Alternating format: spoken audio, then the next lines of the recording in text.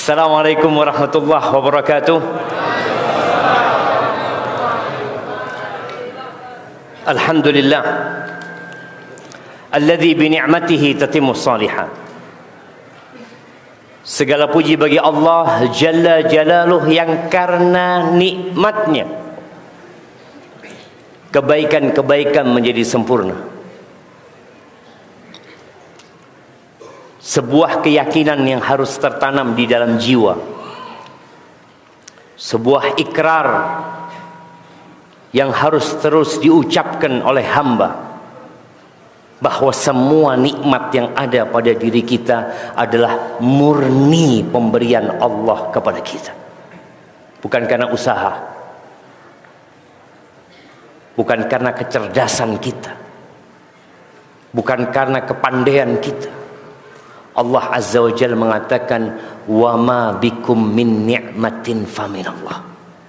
Tidak ada satu nikmat pun yang ada pada diri kalian melainkan itu dari Allah Azza wa Jalla.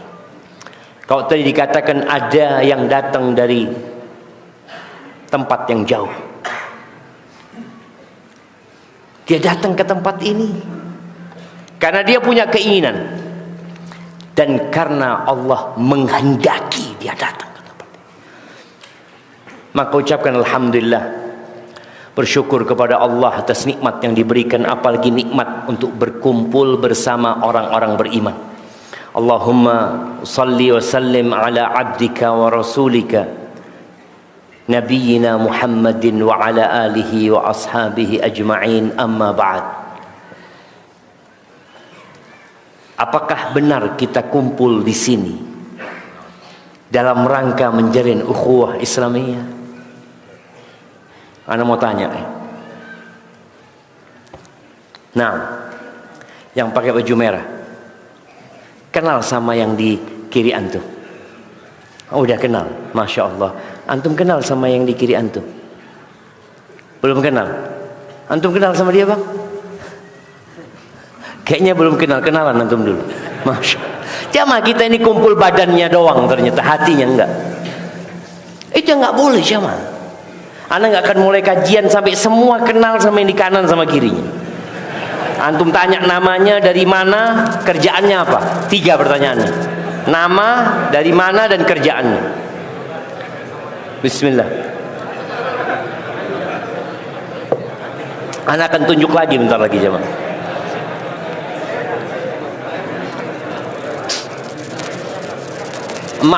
Mama di mana? Mama di bawah. Jangan bikin kelompok sendiri-sendiri. Tolong saling mengenal, karena tak kenal maka tak sayang jemaah. Gimana kita mau sayang? Udah. Nah, antum kenal sama yang di belakang? Enggak, kenalan dulu gimana?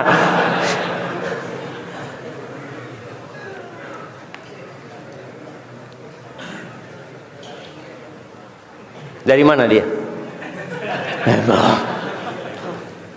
Dari Payakumbuh, masya Allah. Kerjanya apa? Sama, antum dagang juga? Petani. Bisa antum jual sama dia hasil taninya. Wallahi jamaah, kita itu saudara. Maka usahakan ketika antum datang kajian, sebelum ustadz mulai, antum duduk, assalamualaikum. Bid'ah ustadz. Apanya bid'ah antum? Salaman sama saudaranya bid'ah? Enggak. Kita bersalaman ketika berjumpa, itu yang sunnah. Tapi ternyata kita tidak menjalankan sunnah. Kita ngakunya ahlus sunnah wal jamaah, tapi ternyata kita masih jauh dari nilai-nilai sunnah. Ilmu yang kita pelajari bukan untuk menambah wawasan, bukan untuk menambah ilmu pengetahuan. Ketahuilah bahwa semua ilmu agama yang kita pelajari itu dunia, sampai diamalkan baru jadi akhirat. Quran yang antum hafal, ada orang-orang hafal Quran, hafalan Quran dia dunia, sampai dia mengamalkan apa yang dia hafalkan. Wal Quranu hujjatun laka au alaik. Nabi alaihi salatu wasallam mengatakan, dan Quran itu akan menjadi hujjah yang membelamu, yang memberikan syafaat kepadamu pada hari kiamat, atau sebaliknya, dia yang akan menuntutmu pada hari kiamat. Maka ingat, ilmu itu semuanya dunia sampai kita amalkan.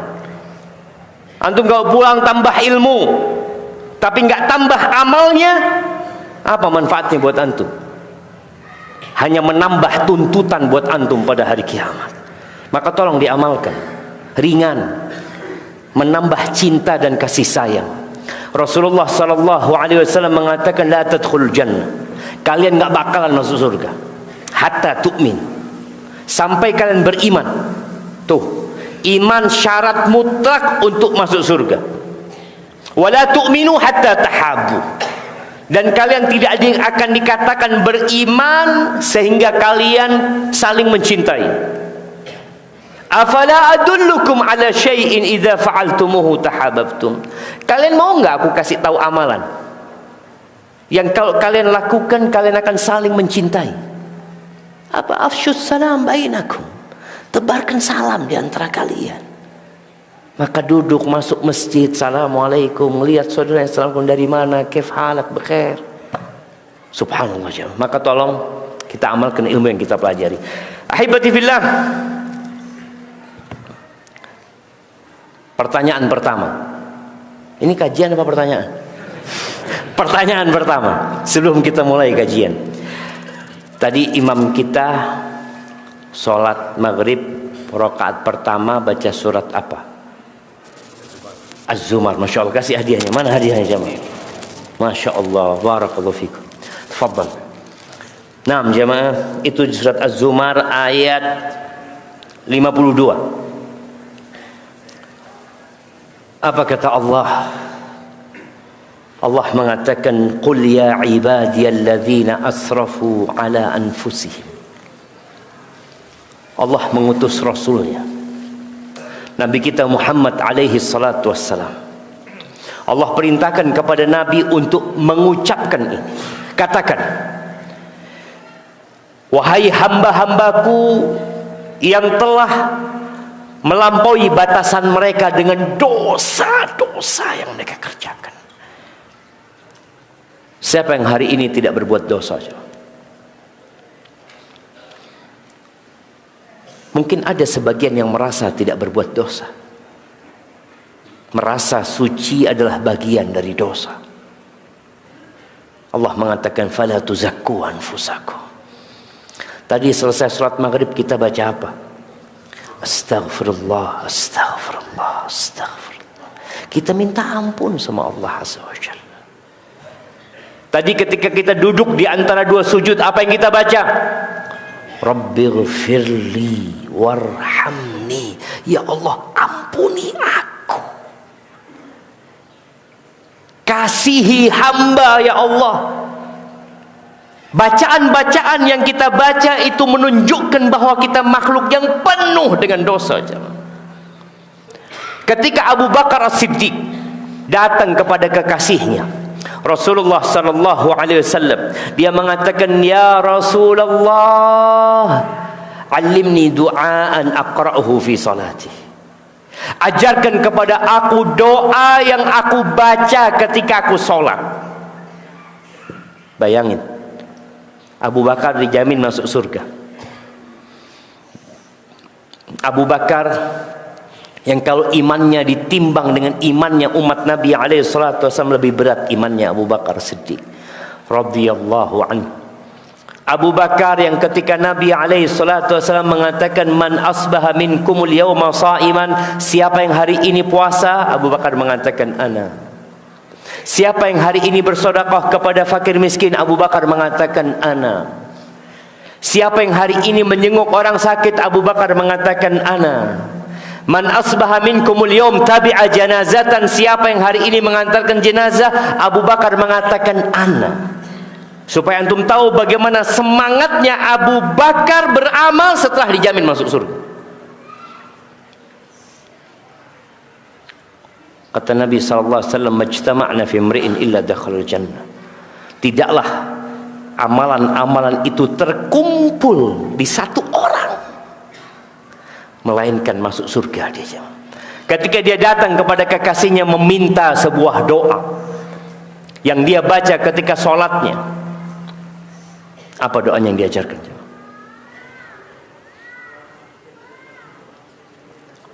Allahumma inni zalamtu nafsi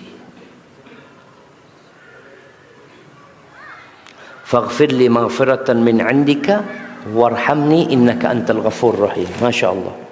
Kasihkan ke beliau. Tuh jamaah, doa yang dibaca waktu sholat sama Abu Bakar As-Siddiq yang dijamin masuk surga. Nabi mengatakan, qul, katakan ya Abu Bakar, Allahumma inni zalamtu nafsi zulman katsira. Bayangin jemaah, anda sampai bayangin, ya Allah, Abu Bakar aja suruh baca doa itu. Allahumma ya Allah, sesungguhnya aku menzalimi diriku dengan kezaliman yang banyak. Sebagian kita hari ini merasa, anak kayaknya nggak ada dosa hari ini, Ustaz. Insyaallah. Apa ya? Nggak ada kayaknya. Itu Abu Bakar, jemaah. Bukan mengatakan Allahumma inni zalamtu nafsi. Bukan. Zulman katsira. Dengan kezaliman yang banyak. Makanya orang jamaah semakin berilmu, antum semakin sering ngaji, semakin kenal sama Allah Azza wa Jalla, semakin takut sama Allah Azza wa Jalla. Bukan tambah santai hidupnya, bukan merasa sudah bersih dari dosa dan suci dari nista. La, diajarin doa sama Nabi SAW. Allahumma inni zalamtu nafsi zulman katsira fa innahu la yaghfiru dzunuba illa anta faghfir li maghfiratan min 'indika warhamni innaka antal ghafurur rahim. Kembali kepada surat Az-Zumar ini, Allah mengatakan, qul ya ibadiyalladzina asrafu ala anfusihim la taqnatu min rahmatillah. Kalian jangan putus asa dari rahmat Allah. Jangan. Engkau pernah membunuh orang, engkau berzina, engkau na'udzubillah mungkin melakukan kelakuan kaumnya Nabi Lut, mungkin kau durhaka sama orang tua, mungkin kau dulu tidak peduli sama mantan istrimu dan anak-anakmu, mungkin setelah kau menceraikan mereka, kau tinggalkan mereka. Hampir mungkin semua dosa engkau lakukan. Kata Allah, la taqnatu min rahmatillah. Kalian jangan putus asa dari rahmat Allah. Kenapa jemaah? Innallaha yaghfiru dzunuba jami'a. Sesungguhnya Allah mengampuni semua dosa. Loh, Zat, katanya dosa syirik nggak diampuni. Naam, kalau engkau mati masih melakukan kesyirikan. Tapi kalau engkau hidup bertobat kepada Allah, bukankah Abu Sufyan dulu seorang pelaku kesyirikan? Bukankah dia dulu yang memerangi Rasul sallallahu alaihi wasallam? Bukankah Khalid bin Walid pelaku kesyirikan? Bukankah dia yang memerangi dan menyebabkan kekalahan para sahabat ketika perang Uhud? Bukankah Ikrimah bin Abu Jahal, dia anak tokoh kesyirikan di kota Mekah, dan dia pelaku kesyirikan, dan dia memerangi dakwah Islam? Apakah ditolak tatkala mereka bertobat? Enggak. Allah mengampuni semua dosa kalau engkau bertobat. Maka Allah katakan, innahu huwal ghafurur rahim. Sesungguhnya dia, Allah itu maha pengampun dan maha pengasih. Lalu Allah katakan, wa anibu ila rabbikum. Ayolah kembali kepada Tuhan kalian. Kalian mau kemana gitu loh. Makanan yang kalian makan itu dari Allah. Tubuh yang ada pada dirimu itu dari Allah. Kedua matamu dari Allah. Kedua telingamu dari Allah. Lisanmu dari Allah. Engkau bisa berjalan dari Allah. Maka Allah katakan, wa anibu ila rabbikum wa aslimu lahu. Serahkan diri kalian kepada Allah Azza wa Jal min qabli an ya'tiyakumul azab.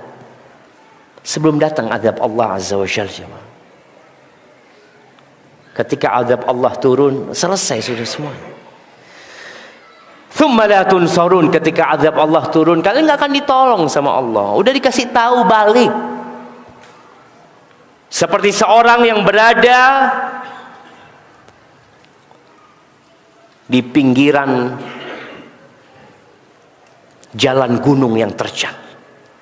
Lalu ada yang teriak mengatakan, "Bang, kesini bang. Kenapa? Kayaknya mau longsor itu bang." Dikasih tahu, tapi dia tetap bersenang-senang di sana. Dikasih peringatan. Kadangkala gunung sebelum meletus ada tanda-tanda sehingga ditutup pendakian, dilarang, nggak boleh daki, balik sini. Tapi ada yang maksa, ya akan terjadi sesuatu yang tidak diinginkan. Ahibati fillah, kemarin kita berbuat dosa, kemudian kita bertobat. Beberapa hari kemudian kita terjebak dalam dosa yang sama. Lalu kita tobat. Kemudian kita kembali berbuat dosa. Terus pengulangan dosa dan pengulangan tobat itu jemaah. Siapa yang melakukan itu? Kita jemaah. Di dalam hadis yang diriwayatkan Imam Bukhari dan Muslim, dari Nabi alaihi salatu wassalam, beliau menceritakan tentang Allah Azza wa Jalla. Ini namanya hadis qudsi. Apa kata Allah? Adznaba 'abdun dzamban. Ada seorang hamba yang terjebak dalam perbuatan dosa. Lalu hamba ini tobat. Dia berbuat dosa, dia tobat. Dia mengatakan, Allahumma ighfirli dzambi. Ya Allah, ampuni dosaku ya Allah. Apa kata Allah menjawab permohonan orang ini? Adznaba 'abdi dzamban fa'alima anna lahu rabban yaghfiru dzamba wa ya'khudhu bidzambi.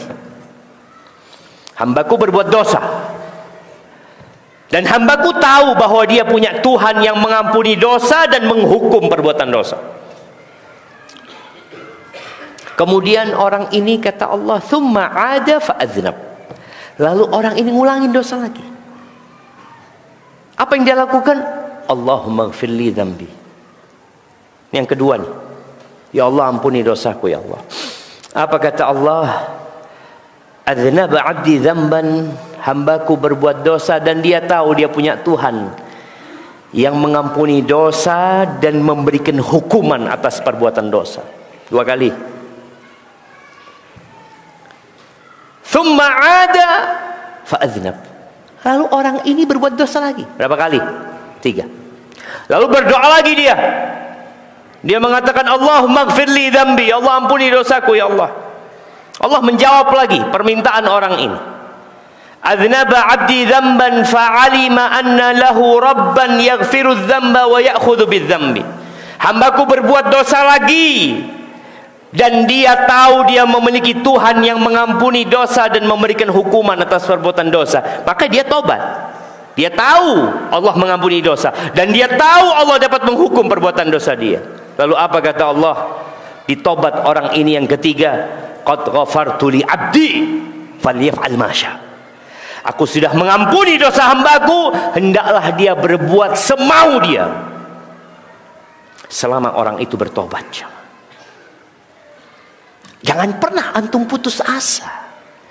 Jangan pernah berhenti bertobat. Berhentilah berbuat dosa, tapi jangan mau dibisikin setan berhenti tobat. Karena setan itu selalu membisikin kepada kita, antum berbuat dosa, tobat antum ya. Besok berbuat lagi antum. Ahsan dirapel aja tobatnya nanti. Tunggu pekan depan, Jumat depan lah antum tobatlah. Kan ba'dal asar tuh doanya mustajab. Ya. Ada usaha bagaimana antum menunda tobat antum?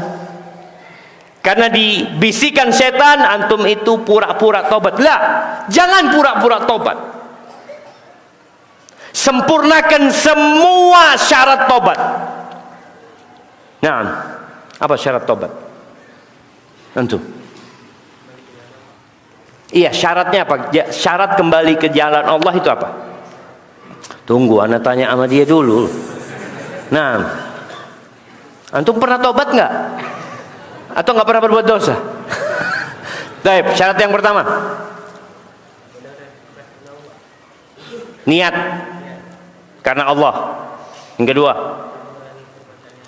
Tidak mengulangi. Itu tadi ngulangin orang.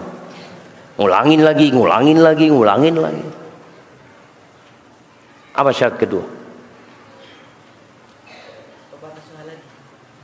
Tobat lagi dia. Yang pertama niat. Yang kedua bertekad. Mana hadiahnya? Ana kasih hadiah buat antum. Barakallahu fikum. Naam, antum.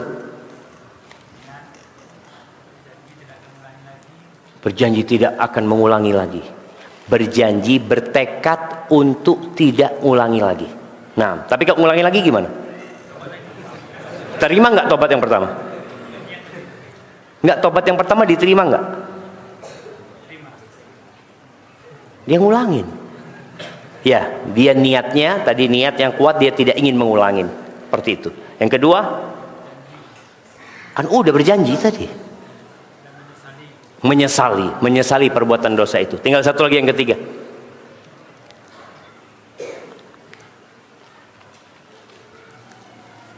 Kita ini perlu merenungkan tobat kita udah lengkap nggak syaratnya jemaah? Kadang-kala lengkap sudah, tapi untuk mengungkapkan apa syaratnya, wallahu a'lam. Nah, kasih hadiahnya. Yang enggak besar, kecil juga, karena nggak lengkap pertanyaannya, jawabannya. Baik, satu lagi. Sama kayak tadi, berazam, bertekad untuk tidak mengulangi, menyesal. Tinggal satu lagi. Tinggal satu lagi syaratnya. Enggak, yang bersandar enggak kasihan. Oke.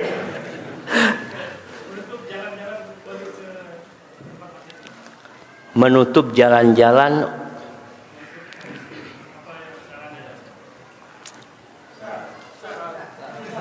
tunggu dulu lah, belum selesai nih, yang bagian kanan belum selesai.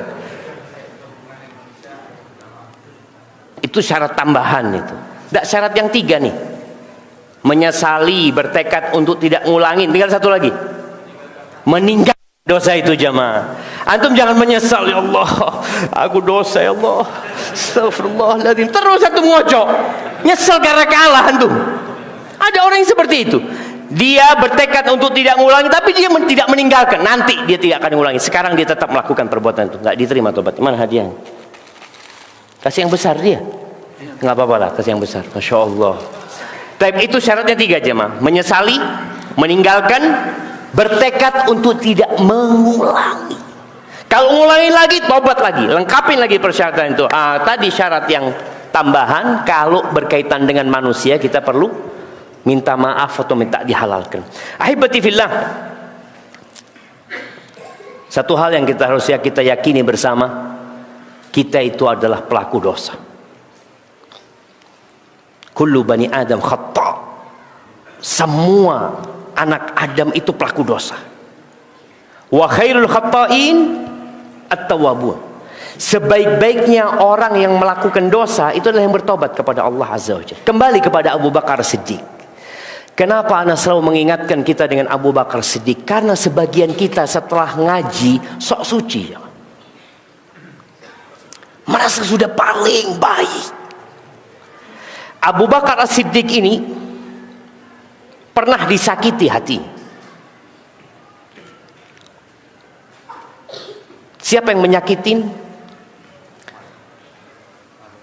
Bukan. Abu Bakar ini disakitin sama anak sepupunya. Anak sepupunya Umar, anak sepupunya Abu Bakar, yang kemudian Abu Bakar bersumpah tidak memaafkan orang dan tidak mau lagi memberikan nafkah kepada dia, bantuan kepada dia. Abdullah bin Ubay. Bukan sepupunya Abu Bakar, Abdullah bin Ubay lah. Nah, siapa? Miftah. Miftah mah kunci. Dekat namanya Miftah. Mirip. Mistah. Nah, kasih hadiahnya. Separuh tapi. Mistah jemaah. Mistah ini, ibunya Mistah itu sepupu sama Abu Bakar. Disakiti apa Abu Bakar sama Mistah?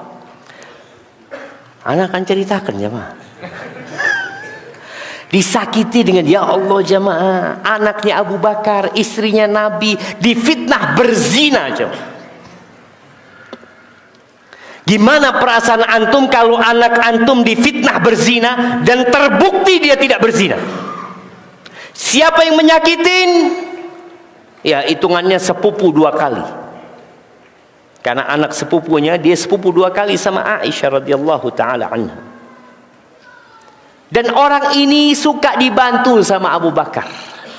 Maka Abu Bakar bersumpah nggak mau lagi bantu Mistah. Lalu kata Allah Azza wa Jalla, wala ya'tali ulul fadli was sa'ati minkum an yu'tu ulil qurba wal masakin wal muhajirin fi sabilillah falyafu wal yasfahu ala tuhibbuna an yaghfirallahu lakum. Janganlah orang-orang yang beriman yang dikasih kelebihan rezeki sama Allah itu bersumpah nggak mau ngasih lagi sama orang miskin, sama kerabatnya, sama seorang yang hijrah di jalan Allah Azza wa Jal. Kata Allah, falyafu wal yasfahu, hendaklah memaafkan dan sudah dilupakan kesalahannya, jangan dikasih hukuman lagi itu orang. Lalu apa kata Allah? Ala tuhibbuna ayyaghfirallahu lakum, apa kalian nggak suka diampuni sama Allah Azza wa Jal? Abu Bakar dengar ayat ini mengatakan, bala ya Rob, tentu ya Allah. Siapa yang nggak ingin diampuni sama Engkau ya Allah? Siapa yang tidak ingin diampuni? Abu Bakar mencabut sumpahnya, membayar kafarah, dan dia mengganti sumpahnya dengan mengatakan, demi Allah aku tidak akan mencabut pemberianku kepada Mistah. Itu Abu Bakar jemaah. Ditegur sama Allah langsung sadar. Sebagian kita ditegur, ittaqillah. Apa kata antum? Ittaqillah. Emangnya anak pelaku dosa? Tolong jemaah. Rasulullah sallallahu alaihi wasallam bersabda di dalam hadis riwayatkan Imam Muslim, walladzi nafsi biyadihi, demi yang jiwaku berada di tangannya, lau lam tudhnibu la dhahaballahu bikum. Kalau kalian tidak berbuat dosa, niscaya Allah akan mengusir kalian, akan menghilangkan kalian. Wala jaa biqaumin akharin yudhnibun, Allah akan datangkan generasi yang lain yang mereka akan berbuat dosa. Fayastaghfiruna Allah fayaghfir lahum, lalu orang-orang itu beristighfar, mohon ampun kepada Allah, dan Allah mengampuni dosa-dosa mereka. Jadi jamaah, kita sudah ditakdirkan berbuat dosa. Tapi apa yang harus dilakukan oleh hamba? Yang pertama, jangan meremehkan dosa. Jangan gara-gara hadis dan ayat yang tadi kita bacakan, antum kemudian meremehkan dosa. Oh tenang, Allah Maha Pengampun dan Maha Pengasih. Ketika turun firman Allah di surat An-Nisa ayat 123, Allah mengatakan, laisa bi amanikum wala amani ahli kitab. Ingat, ini tidak termasuk dalam angan-angan kalian wala angan-angan ahlu kitab, yang mereka menganggap remeh perbuatan dosa, yang mengentengkan perbuatan dosa. Allah sudah membuat keputusan, man ya'mal su'an yujza bihi wala yajid lahu min dunillahi waliyyan wala nasira. Barang siapa berbuat dosa pasti dibalas, pasti, dan dia tidak akan mendapat penolong selain Allah Azza wa Jalla. Pasti. Ketika ayat ini turun, datang lagi Abu Bakar. Dia mengatakan, ya Rasulullah, kalau setiap kita berbuat dosa, kita dihukum, habis kita, binasa kita. Kata Rasul sallallahu alaihi wasallam, ya Abu Bakar, apakah engkau nggak pernah sakit? Iyalah, pernahlah sakit ya Rasulullah. Engkau nggak merasa capek, lelah ya?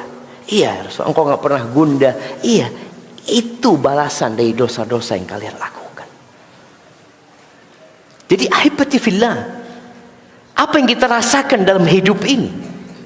Kadangkala motor kita tahu-tahu remnya belum, bannya kempes. Ketika antum lihat bannya kempes, oh kayaknya kena paku. Oh iya betul kena paku. Apa antum nggak pernah tanya, kok bisa kena paku ya, motornya yang lain nggak kena paku ya? Kok punya anak yang kena paku? Oh, ada yang hasut sama anak kayaknya. Engkau istighfar, kau mohon ampun sama Allah Azza wa Jalla. Apapun jemaah. Emak-emak lagi goreng ikan, tahu-tahu ada percikan minyak yang mengenai tangannya. Ucapkan astagfirullah. Itu jadi penghapusan dosa aja. Orang yang mungkin sekarang tiap hari harus suntik insulin. Tiap hari jemaah, ada jarum yang dia masukkan. Sakit jemaah. Kata Nabi SAW, hatta syaukah yushakuha. Sampai jarum duri yang mengenai dia, itu penghapusan atas dosa-dosa dia jemaah. Maka hendaklah kita sadar bahwa kita adalah orang yang melakukan dosa. Jangan meremehkan dosa. Ahibati fillah, Ibnu Qayyim rahimahullahu ta'ala, beliau menjelaskan tentang bahaya dari perbuatan dosa. Beliau mengatakan, wa hadhil ma'asi laha adrarun 'alal qulub. Maksiat-maksiat yang kita lakukan itu berdampak buruk bukan hanya kepada fisik kita, tapi yang terutama kepada hati kita. Antum ingat ketika Ramadan, bagaimana semangat antum beribadah? Bayangin ya, sholat taraweh, antum ketika lihat imamnya bacaannya pendek, antum pindah cari masjid lain. Aduh, nggak bener imamnya, cari yang panjang. Antum semangat, selesai Ramadan, antum sholat witir 11 rakaat, 23 rakaat. Kadang-kadang enggak jemaah. Hilang. Di Ramadan pintu-pintu surga dibuka, pintu-pintu neraka ditutup, setan-setan dibelenggu jemaah.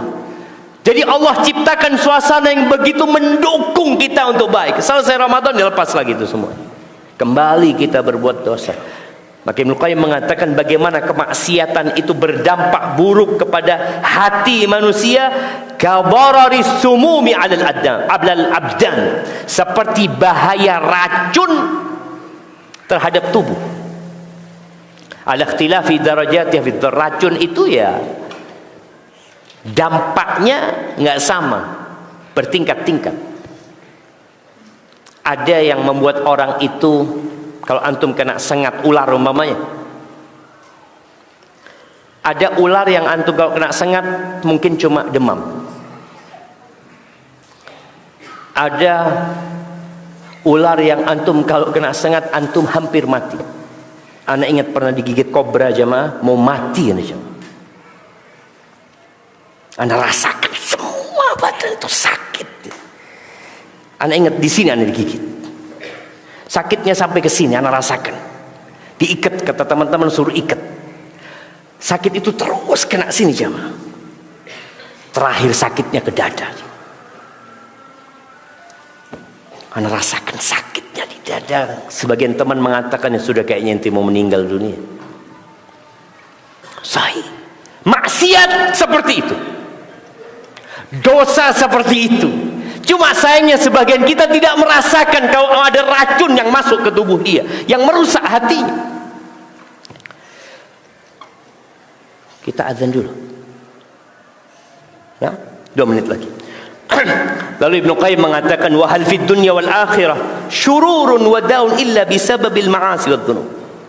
Dan adakah di dunia dan akhirat bahaya-bahaya, bencana-bencana, penyakit-penyakit tidak lain sebabnya hanya karena dosa dan kemaksiatan. Apa yang menyebabkan Nabi Adam dan Hawa dikeluarkan dari surga? Satu dosa. Satu dosa. Dia dikeluarkan dari tempat yang penuh dengan kenikmatan. Gara-gara satu dosa diturunkan dari surga.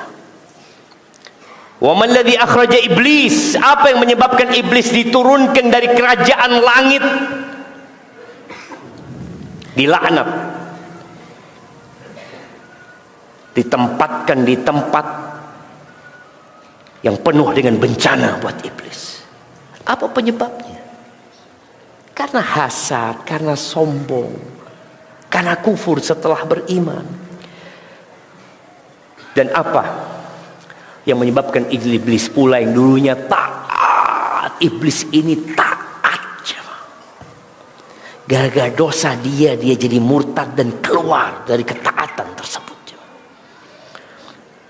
Dan apa yang menyebabkan dunia ini pernah tenggelam? Tenggelam semuanya. Sampai puncak gunung tertinggi itu pun ditutup sama air. Gara-gara dosanya kaumnya Nabi Nuh alaihi salatu wassalam. Dan apa yang menyebabkan kaum Ad, kaumnya Nabi Hud, Allah kirimkan angin kepada mereka. Kita dengarkan azan dulu. Bismillah.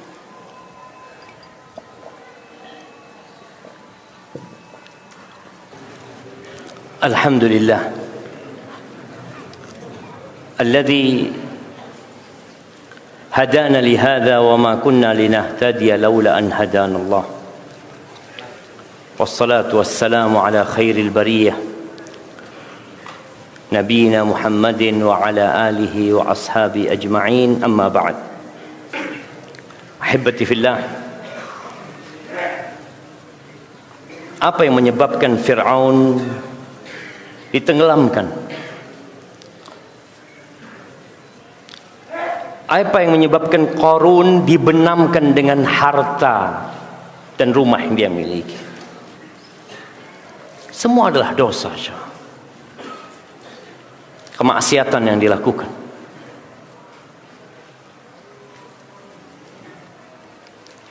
Jangan pernah meremehkan dosa. Kita sering mendengar ungkapan bencana alam. Alam tidak berbuat dengan sendirinya, tapi alam bergerak. Hujan turun membuat banjir, angin dan badai datang memporak-porandakan sebuah kota. Itu atas perintah Allah Azza wa Jalla. Allah mengatakan di surat Al-Ankabut ayat 40, fakullan akhadna bidhanbihi. Semua itu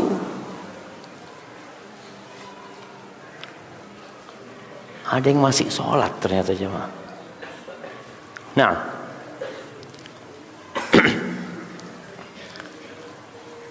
semua dihukum karena dosa-dosa mereka. Faminhum man arsalna alaihim hasiba. Di antara mereka ada yang kami kirimkan kerikil dari langit yang membuat mereka binasa. Wa minhum man akhadathu sayha. Ada yang Allah azab dengan jeritan dan teriakan. Antum bagaimana kalau ada yang neriaki di kuping antum dengan teriakan yang sangat keras sekali? Wa minhum man khasafna bihil ard. Ada yang kami benamkan di dalam tanah. Ana pernah datang ke satu daerah di Palu sana, satu kampung jemaah, ambles jemaah. Dan peristiwa itu terjadi pada waktu sholat maghrib. Antum bisa bayangin, ibu-ibu ada di rumah, anak-anak sudah pulang dari bermain biasanya, maghrib. Ya mungkin ada yang sholat ke masjid. Ada satu jamaah di masjid yang rumahnya hampir terbenam, di dekat yang terbenam. Anak tanya sama dia, Bapak waktu kejadian itu di mana? Saya di masjid, Bos. Kita lagi sholat, kita dengar suara dentuman ya, seperti sesuatu yang jatuh. Allah mengatakan wa minhum man aghraqna. Di antara mereka ada yang kami tenggelamkan. baik dengan banjir. Antum melihat kejadian di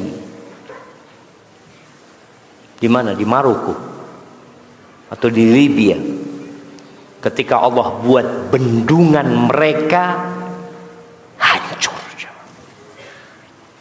Kata Allah, wa ma kana Allahu liyadhlimahum. Tidaklah Allah hendak menzalimin mereka. Nggak ada ceritanya Allah menzalimin manusia. Tapi apa yang terjadi sebenarnya? Walakin kanu anfusahum yadhlimun. Cuma mereka yang sengaja menzalimin diri mereka sendiri. Ahibati fillah, di antara dampak buruk yang kita perlu berhati-hati, apa yang terjadi dengan saudara-saudara kita di Gaza.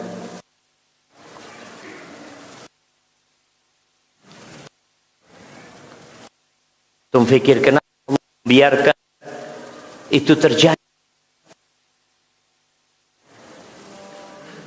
Itu terjadi dalam pengawasan pencipta langit dan bumi ini.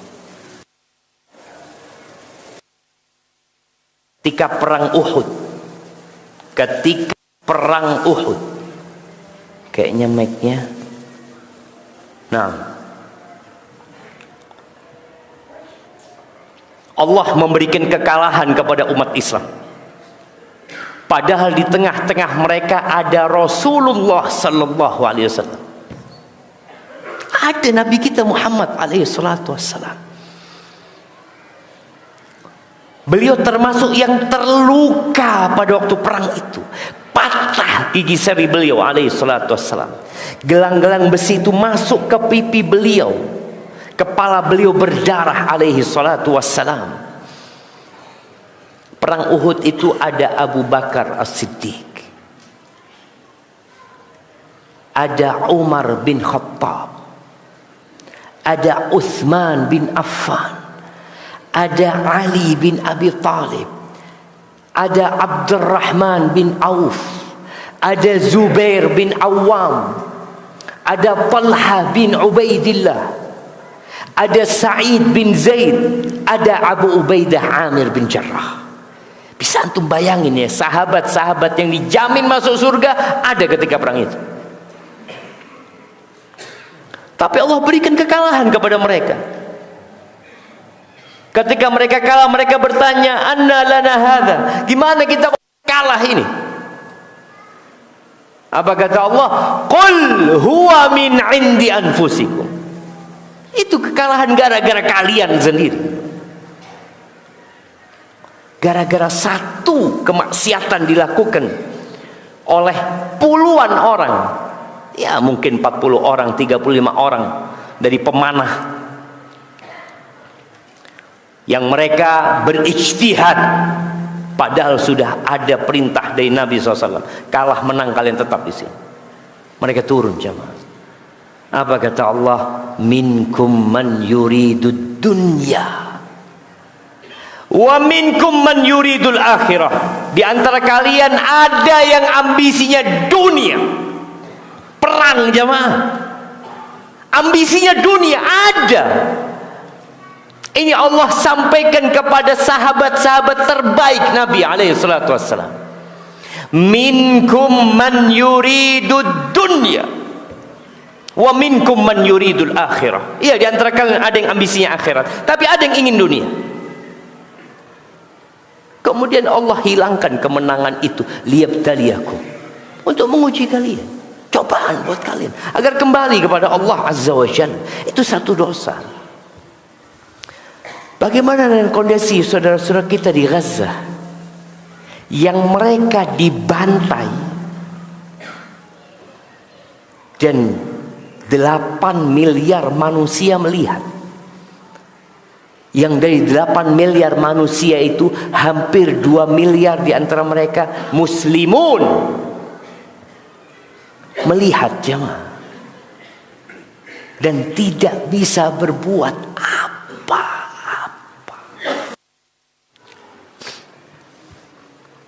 Kalau melihat potongan-potongan video ya, video tahu-tahu rudal turun. Apartemen hancur. Rumah sakit hancur. Sudah lebih dari 10.000, nggak tahu sekarang udah berapa. Bayi, anak-anak, ya, perempuan, orang tua. Habis. Kita hanya bisa melihat. Ada yang bisa mengatakan kepada Israel berhenti? Gak ada. Gak ada jemaah. Kumpul negara-negara Islam. Mereka kumpul. Mereka bermusyawarah untuk mencari solusi tentang apa yang terjadi di Gaza. Mereka hanya bisa menekan,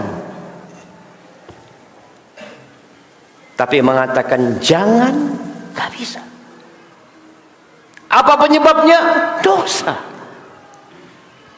Rasul sallallahu alaihi wasallam 1445 tahun yang lalu di hadis Thauban, bagaimana beliau mengatakan kepada para sahabatnya, belum datang itu.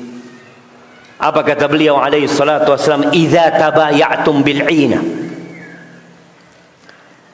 wa akhadtum adnab al-baqar wa raditum biz-zar' wa taraktumul jihad sallatallahu alaikum dhullan la yanzi'uhu hatta tarji'u ila dinikum. Supaya kita sadar, ini bencana yang besar yang dilihat oleh hampir 2 miliar umat Islam dan tidak bisa berbuat apa-apa. Mungkin sebagian bisa menginjak benderanya Israel, membakar benderanya Israel, dan tetap dibunuh saudara kita di sana. Apa yang kau lakukan? Nggak ada sebenarnya. Kata Nabi SAW, idza tabaya'tum bil'ina. Kalau sistem jual beli kalian itu sudah ina. Ina ini riba yang terselubung. Artinya orang itu masih takut sama riba sehingga dia berusaha untuk mengaburkan riba tersebut. Bukan terang-terangan seperti yang sekarang kita lihat. Bukan lagi dengan ungkapan kalau nggak riba kita nggak bisa hidup. Ini Nabi menyebutkan kalau sistem jual beli kalian inah. Ini menunjukkan umumnya umat Islam takut sama Allah sehingga dia berbuat dosa sembunyi-sembunyi. Jual beli kalian. Sibuk dan kalian sibuk. Kalian sibuk dengan ekor-ekor sapi, sibuk dengan dunia kalian, sibuk dengan kebun kalian, sama pertanian kalian, dagang, perdagangan, perkebunan, peternakan.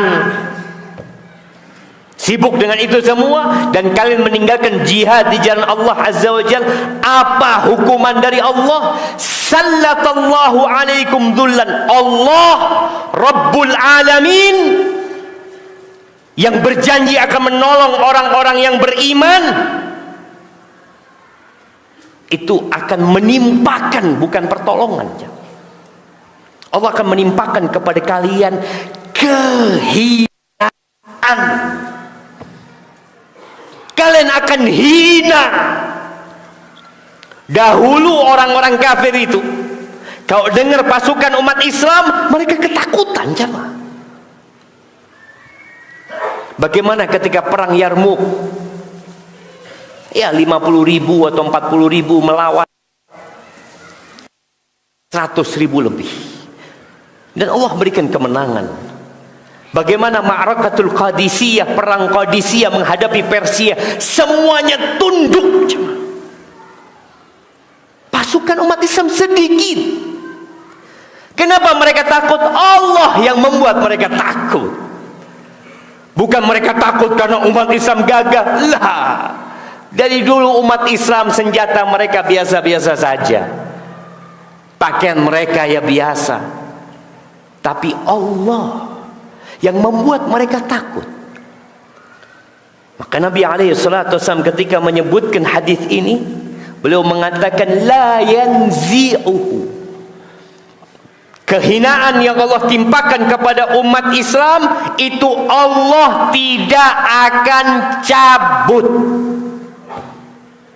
La yanzi'uhu hatta tarji'u ila dinikum, kecuali kalian kembali kepada agama kalian, melaksanakan perintah Allah, menjauhi larangannya, kembali kepada agama secara utuh.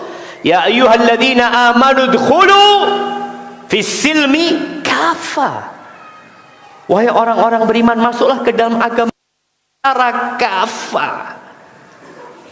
Bukan hanya penampilannya yang Islam, bukan hanya akhlaknya yang Islami, tapi muamalatnya juga Islami, dan yang terpenting akidahnya, akidah Islam yang murni seperti akidah para sahabat. Lah, ini yang terjadi ya. Maka jangan pernah meremehkan dosa. Wattaqu fitnatan, kata Allah Azza wa Jalla, wattaqu fitnatan la tusibanna alladhina zalamu minkum khassa wa anna Allaha syadidul iqab. Takutlah kalian kepada fitnah, kepada kekacauan, kepada azab yang tidak hanya menimpa pelaku dosa. Antum mungkin berpikir, alhamdulillah anda enggak melakukan itu, Ustaz. Antum tahu ketika Allah membuat ambles sebuah negeri, ada bayi di sana yang belum berbuat dosa, ada kucing-kucing di sana yang tidak ikut berbuat.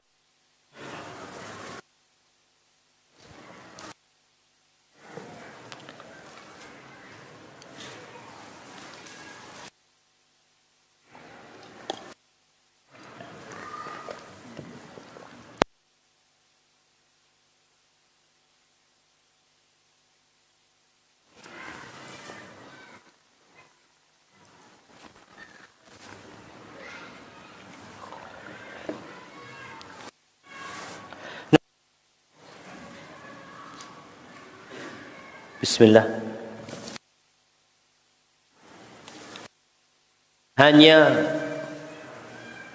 Bukan hanya menimpa pelaku dosa. Wa'lamu annallaha syadidul iqab. Jangan remehkan antum dosa. Allah itu kalau ngasih adab pedih. Nah, hati ini jemaah. Kok tambah habis suaranya? Kayaknya suruh selesai ya. Naam, ala kulli hal. Apa yang harus kita lakukan? Kembali kepada Allah Azza wa Jalla. Kehinaan ini enggak akan dicabut dengan antum memaki Yahudi, memaki Israel. Akan dicabut ketika antum kembali kepada mengajak saudara kita. Masya Allah. Taib. Mungkin itu yang dapat anda sampaikan pada kesempatan kali ini.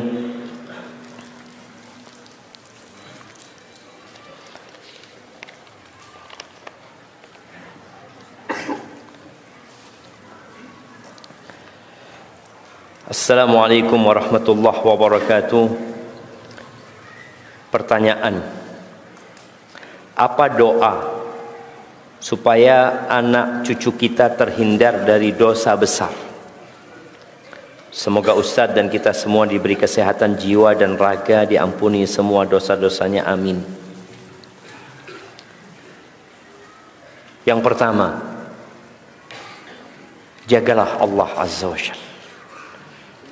Orang tua yang ingin dirinya dan anak keturunannya terhindar dari dosa, hendaklah mereka menghindari dosa duluan. Rasul sallallahu alaihi wasallam mengatakan, ihfadillah yahfadka. Jagalah Allah, Allah akan menjagamu. Itu yang pertama. Yang kedua, kalau bicara doa, Nabi Ibrahim sudah berdoa. Nabi Ibrahim dulu sebelum punya anak, doanya beliau, Rabbi habli minas salihin. Beliau minta anak-anak yang soleh. Ketika dikasih anak, berubah doanya. Beliau berdoa mengatakan wajnubni wa baniya an na'budal asnam. Beliau sudah punya anak, beliau punya keturunan. Maka dalam doa-doa beliau sisipkan anak keturunan. Yang pertama beliau minta wajnubni wa baniya an na'budal asnam. Ya Allah, hindarkan aku dan anak keturunanku dari menyembah berhala-berhala. Itu dosa besar yang paling puncak. Maka baca doa itu. Nabi Ibrahim takut jemaah, anaknya terjebak dalam kesyirikan. Bagaimana dengan kita? Banyakkan kita mendoakan anaknya, ya mudah-mudahan jadi anak soleh, terus murah rezeki, cepat jodohnya. Doa dunia. Nabi Ibrahim, wajnubni wa baniya an na'budal asnam rabbi innahunna adlalna katsiran minan nas. Antum bayangin jemaah, bahaya kesyirikan ini. Penduduk bumi ini 3/4-nya melakukan kesyirikan. Makanya Nabi Ibrahim mengatakan, ya Allah, sesungguhnya berhala-berhala itu banyak menyesatkan manusia. Banyak. Dari 8 miliar, 6 miliar itu bukan umat Islam. Maka antum jangan meremehkan doa ini. Kalau bicara doa, minta sama Allah, wajnubni atau ujnubni rabbi junubni wa bani an na'budal asnam. Lalu doa selanjutnya baru minta rabbi ja'alni muqimas shalah. Setelah beliau minta supaya keimanan anak-anaknya dijaga sama Allah, dihindarkan dari perbuatan syirik, lalu beliau minta rabbi ja'alni muqimas shalah. Ya Allah, jadikan aku orang yang mendirikan salat, wa min dzurriyyati, dan dari anak keturunanku terus ya. Maka semoga dengan itu Allah menyelamatkan anak keturunan kita dari dosa-dosa besar.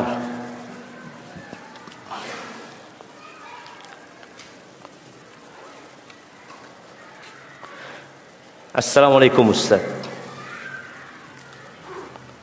Teman ana seorang tukang pangkas rambut yang ingin berhenti dari profesinya. Setelah mengikuti kajian sunnah, dia merasa bersalah karena sering mencukur jenggot pelanggannya. Dia tidak bisa menolak karena hal tersebut tugas tukang pangkas. Bolehkah membuat tulisan di dinding tidak menerima cukur jenggot? Karena Nabi melarang.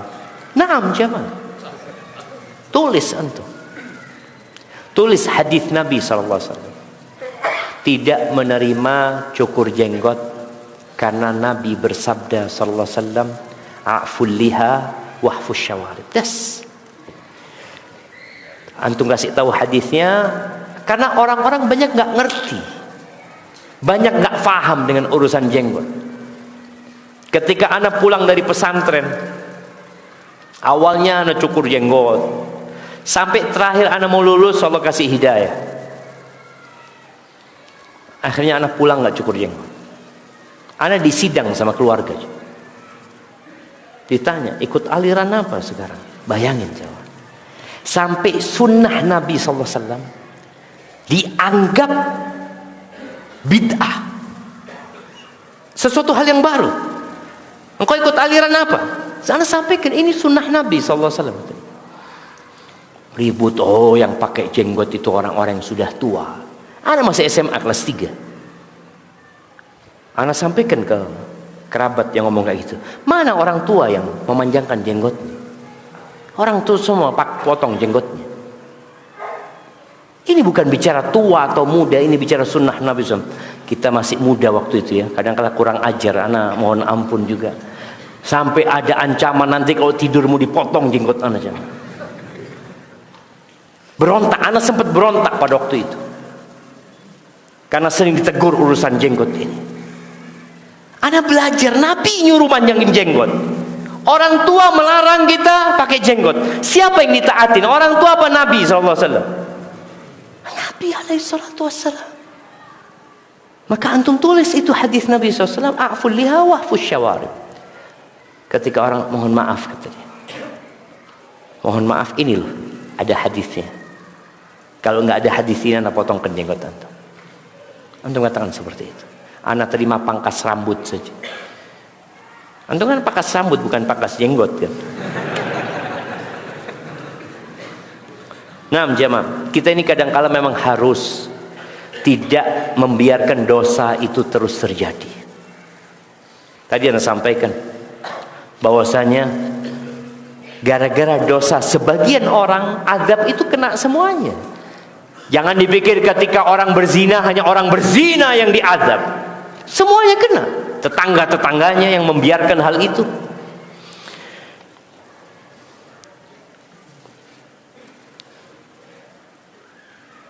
Ana ada dua pertanyaan.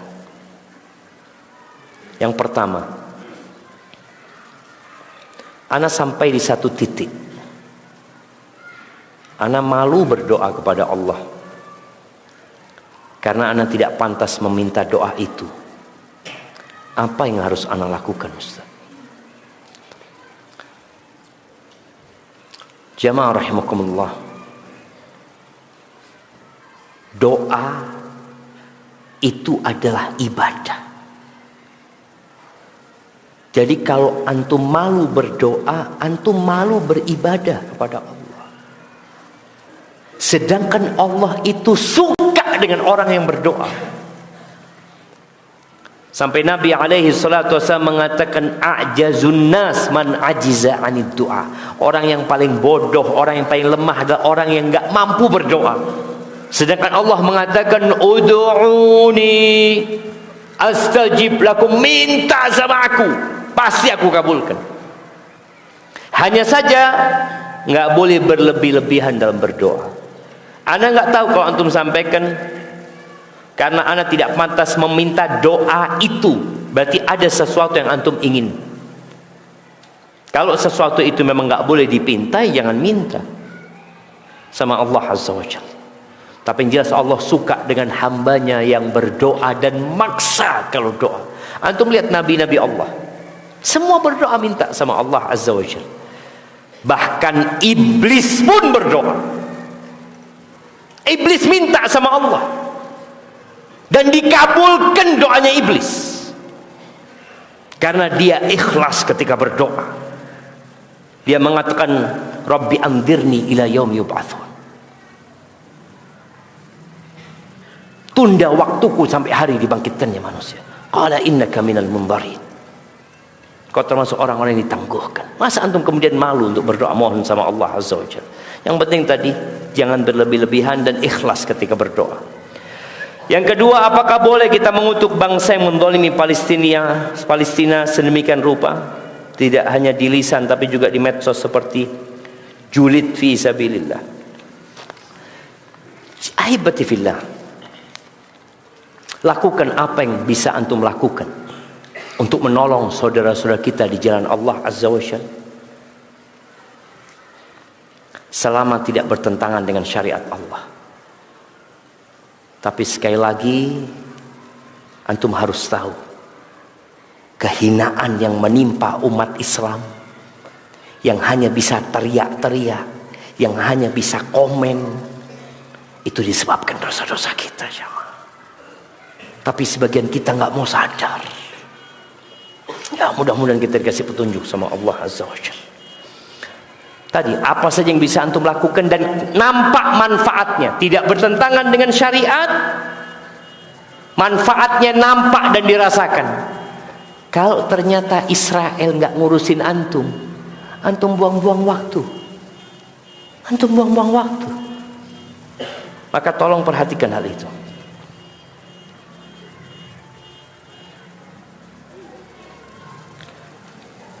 Apakah, saya tanya, Anda mau tanya, apakah jarak safar dengan pesawat sama dengan di darat?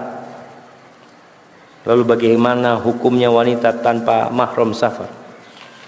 Sama aja, mau pesawat, mau laut, mau daratan, lautan, udara, jarak safarnya sama. Kalau bicara jarak, jumhur ulama berpendapat ya kira-kira 80 km ya. Adapun perempuan berusaha safar dengan mahram. Karena Rasul sallallahu alaihi wasallam mengatakan la tusafirul mar'atu illa ma'adhi mahram. Perempuan enggak boleh safar kecuali dengan mahramnya. Usahakan antum kecuali dalam kondisi yang memang terpaksa, lain lagi ceritanya.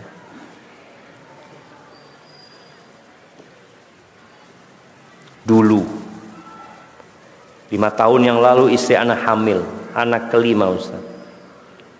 Karena anak keempat baru usia 8 bulan. Jadi ana minta tukang urut untuk supaya tidak jadi. Kehamilan 4 bulan kurang lebih. Bagaimana cara bertobat yang dosa ana dan istri diampuni Allah Ustaz? Nah, enggak boleh jamaah. Sampai saat ini ana masih sangat takut dengan dosa tersebut. Iya, apalagi menggugurkan yang sudah ditiupkan ruh. Itu sama dengan membunuh. Apa yang harus dilakukan? Ya bertobat kepada Allah dengan taubatan nasuha. Sebagian ulama dulu mereka juga menyuruh untuk membebaskan budak untuk menebus dosa dia membunuh tersebut. Karena sekarang tidak ada budak, maka engkau perbanyak sedekah. Perbanyak sedekah untuk menebus dosa yang engkau lakukan. Ahibati fillah, ketahuilah, ketika engkau hamil, pada saat engkau punya anak yang baru berumur 4 bulan, ini 8 bulan, 4 bulan, maka ketahuilah bahwa itu anugerah dari Allah Azza wa Jalla. Dan anak itu tidak akan makan rezekimu. Bukan masalah rezeki Ustaz, masalah pendidikan anak. Kalau Allah berikan kepadamu berarti engkau mampu untuk mendidik dia. Allah itu Ar-Rahmanir Rahim. Dan Allah mengatakan la yukallifullahu nafsan illa wus'aha. Enggak mungkin Allah memberikan kepadamu beban di luar batas kemampuanmu. Tidak mungkin. Ada sebagian orang yang mengatakan, Allah Ustaz, Anda enggak mampu dengan musibah ini. Engkau bukan enggak mampu, engkau enggak mau. Maka lihatlah kepada orang lain. Subhanallah, ana sering sampaikan cerita tentang seorang ustaz yang punya anak 28 dari satu istri. Antum bisa bayangin ini bagaimana lahir, kemudian hamil, kemudian lahir, kemudian hamil. Terakhir ana berjumpa dengan anak yang nomor 28. Dia mengatakan, Ustaz, ana yang nomor 28. Semua anaknya jadi orang, nggak ada yang jadi macan. Nah,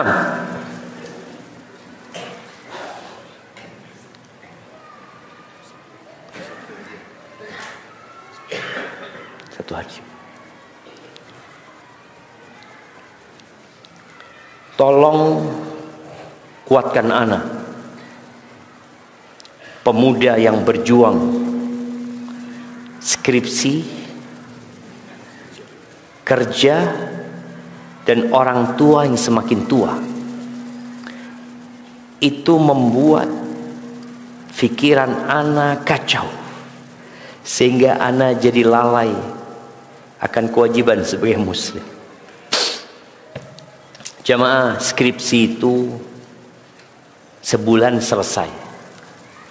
Anak sebagai dosen, anak pembimbing banyak skripsi mahasiswa. Cuma mahasiswa ini nunda. Ketika tinggal sebulan jadi skripsinya. Masya Allah, hebat banget tuh gitu loh. Jadi karena kita punya banyak waktu yang sia-sia. Antum sekarang dihadapkan skripsi, kerja, orang tua. Jangan dijadikan beban. Ketika antum tidak mampu, antum katakan hasbunallah wa ni'mal wakil. Katakan la haula wa la quwwata illa billah. Antum buntu pikirannya, antum hamparkan sejadah, Allahu Akbar. Antum ketika membaca Allahu Akbar, apa ada urusan yang besar buat Allah Azza wa Jalla? Nggak ada. Apalagi cuma urusan skripsi, urusan pekerjaan. Minta tolong sama Allah Azza wa Jalla. Perbanyak istighfar.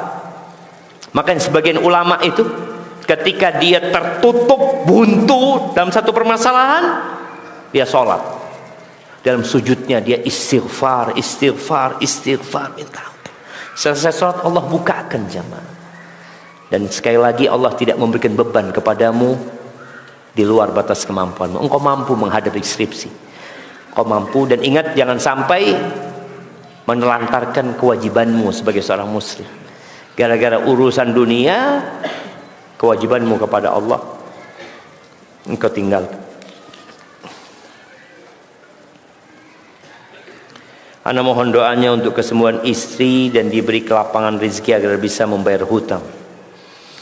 Nah, kita berdoa memohon kepada Allah, Allahumma shfi mardana wa mardal muslimin waqtid daina 'anil madinin. Ana mau kasih tahu sama yang mintain, bukan hanya antum yang istrinya sakit, bukan hanya antum yang punya utang. Hampir semua yang di masjid ini, coba angkat tangan yang punya utang jemaah, biar saudara kita itu, oh ternyata bukan ana yang punya utang semua. Coba angkat tangan. Yang tanya lihat, banyak yang punya utang. Kita itu kadang-kadang merasa tuh ana punya utang, semua yang punya utang jemaah. Yang istrinya sakit, Allah, ada yang istrinya bukan sakit badannya, sakit hatinya. Nah, hakadzal hayat, ini kehidupan, dan semoga Allah sembuhkan yang sakit di antara kita. Afwan ya Ustaz, ana ada dengar tentang seorang lelaki yang jika dia berzina, ini akan berimbas kepada anaknya, anak atau keluarganya mungkin di sini. Dan apa yang harus dilakukan anak perempuannya Ustaz, yang sebenarnya membutuhkan pernikahan, tapi mengingat hal tersebut menjadi beban yang amat sangat, minta solusinya.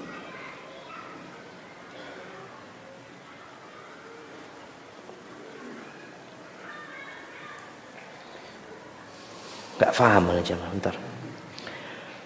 Ana ada dengar tentang seorang lelaki yang jika dia berzina, ini akan berimbas kepada anaknya mungkin. Dan apa yang harus dilakukan anak perempuannya yang sebenarnya membutuhkan pernikahan, tapi mengingat hal tersebut menjadi beban yang amat sangat. Minta solusinya Ustaz. Dia bertobat dengan taubatan nasuha jemaah. Ada sebagian ungkapan ulama yang mengatakan, inna zina dainun fa in aqradtahu kana alwafa fi ahli baitika fa'lami man yazni fi qaumin bi alfai dirhami yuzna fi baitihi bi ghairi dirham. Dikatakan barang siapa yang berzina maka keluarganya dizinain sama orang tanpa engkau menyadari itu. Orang yang berzina bayar, mungkin jutaan dia bayar, keluarganya dizinain gratis. Ketika ada seorang sahabat yang datang kepada Nabi SAW, dia minta izin berzina. Ya Rasulullah, idzan li bizina. Dia tahu hukum zina haram, maka dia minta izin. Mungkin dia berpikir dia adalah seorang yang nafsunya tinggi. Sahabat marah sama sahabat ini. Ada sama Nabi dipanggil, udnu, sini kau mendekat. Sampai dekat di hadapan Nabi SAW, sehingga Nabi bisa menyentuh dada anak muda ini. Lalu Nabi SAW berkata kepada dia, atarbahu li ummik, engkau mau enggak ibumu dizinain? Engkau mau enggak ibumu dizinain sama orang? Ya enggak mau ya Rasulullah, mana mau ibunya dizinain? Walan nas yardawna li ummahatin, enggak ada orang yang mau ibunya dizinain. Ketika engkau berzina dengan ibunya orang. Kalau dia seorang wanita yang sudah menjadi ibu. Atardahu li bintik, engkau ridho anak perempuanmu dizinain sama orang? Enggak mau ya Rasulullah. Siapa yang mau anak perempuannya? Walan nas yardawna li banatihim, dan tidak ada orang yang anak perempuannya mau dizinain. Engkau zina sama anaknya orang. Atardahu li ukhti, engkau ridho saudarimu, engkau ridho bibimu dizinain orang.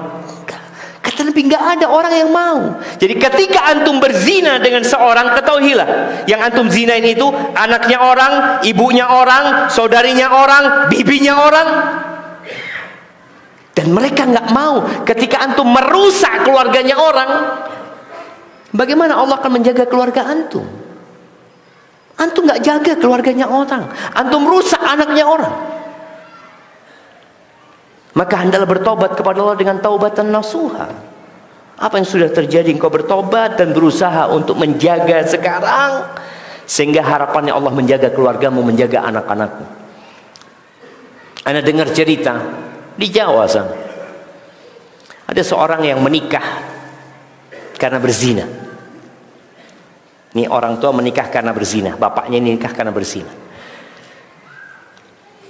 Sepertinya belum bertobat ketika menikah. Orang kadang-kala setelah berzina dengan menikahin wanita yang dia zinain, dia berpikir selesai dosanya. Selesai dosanya, saya sudah resmi sekarang. Engkau punya dosa zina.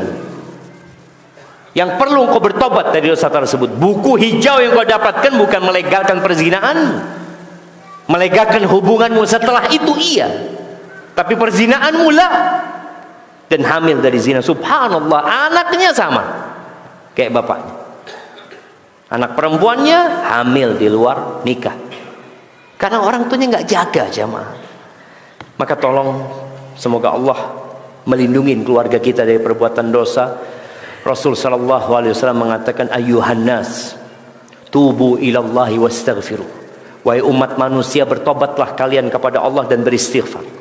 Fa inni atubu ilallah wa astaghfiru fil yawm akthar min 70 marrah. Aku, kata Nabi SAW, tiap hari bertobat kepada Allah, memohon ampunan kepada Allah lebih daripada 70 kali. Ingat, makom tobat ini bukan makomnya pelaku dosa, makomnya semua orang. Sampai para nabi pun bertobat kepada Allah Azza wa Jalla. Di akhir hayat Nabi SAW, ketika turun firman Allah, idza jaa nasrullahi wal fath wa ra'aitan nas yadkhuluna fi dinillahi afwaja fasabbih bihamdi rabbika wastaghfir. Bayangkan Nabi disuruh istighfar. Nabi, innahu kana tawwaba. Setelah turunnya ayat ini, kata Aisyah radhiyallahu taala anha, setiap sujud dan ruku Nabi sering membaca subhanakallahumma wa bihamdika allahumma ighfirli. Ruku baca itu, sujud baca itu, terus minta ampun beliau kepada Allah Azza wa Jalla. Jadi sampai kapanpun kita harus kembali kepada Allah, jangan terus berbuat dosa. Haibati fillah, itu mungkin dapat Anda sampaikan. Ada satu pertanyaan terakhir. Ada hadiah yang Anda akan berikan kepada peserta terjauh. Jamaah terjauh. Dari mana antum? Jambi.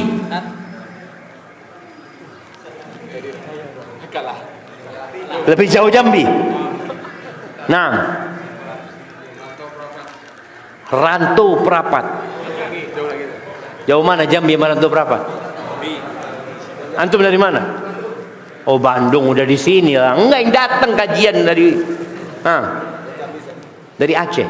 Antum datang kajian? Atau tinggal di sini sudah? Mondok di sini mah.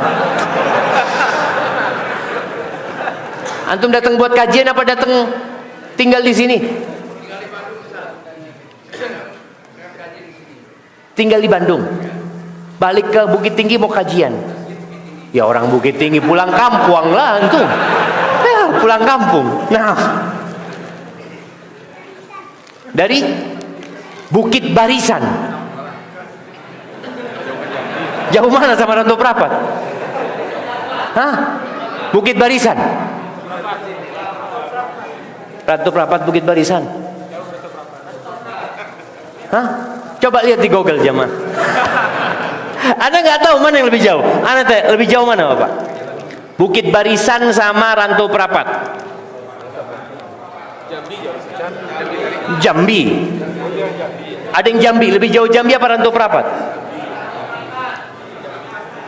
Jambi, kata Jambi, saya kasih Jambi. Dia dulu angkat tangan dari Jambi. Masya Allah, barakallahu fikum. Sampai berjumpa kembali. Subhanakallahumma wa bihamdika asyhadu an la ilaha illa anta astaghfiruka wa atubu ilaik.